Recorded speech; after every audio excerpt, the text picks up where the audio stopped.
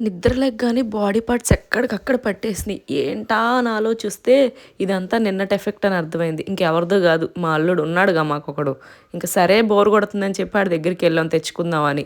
రాగానే మంచిగా అత్త క్రికెట్ ఆడదాం అన్నాడు. సరే గదా అని నేను ఎర్రిదానిలా ఒప్పుకున్నా. ఇంకా ఆ బ్యాట్‌ని, బాల్‌ని ఇచ్చుకొని కొట్టేస్తున్నాడు మమ్మల్ని. మా అమ్మేమో ఎందుకే ఊరికే అలా తన్నులు తింటున్నారా అని మా అమ్మ బాధ. వాడు తెలివిగా మేము వాడిని తిడతన్నామని, ఇదిగో మీరేమనంటే మీ అమ్మని కొడతా అని మాకే వార్నింగ్‌లిస్తున్నాడు. అదిగో చూడండి ఆడికి ఇప్పటి నుంచే ఎంత పొగరో. ఎంతైనా బ్లడ్ ఎక్కడికి పోతది, ఆ మాత్రం ఉంటదిలే.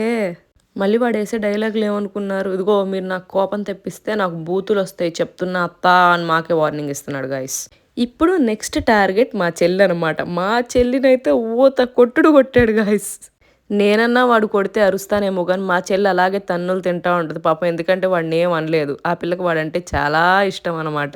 మా చెల్లిలా అయితే నేను గాదు. నాకు చాలా ఓపిక తక్కువ. అందుకే గట్టిగా ఒక అరుపు అరిసేస్తా గానీ కొట్టలేను నేను కూడా.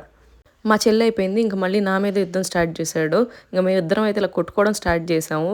ఆడైతే నేను కొడుతుంటే కూడా నవ్వుతున్నాడు. ఇంక చెక్కలిగిలి పెట్టేసాను. ఇలా అంతా కాదు ఆళ్ళ నాయనమ్మ ఉంటే ఈడిని ఆపలేకపోతున్నామని రెడీ చేసి మా ఇంటికి తీసుకెళ్ళిపోయాను.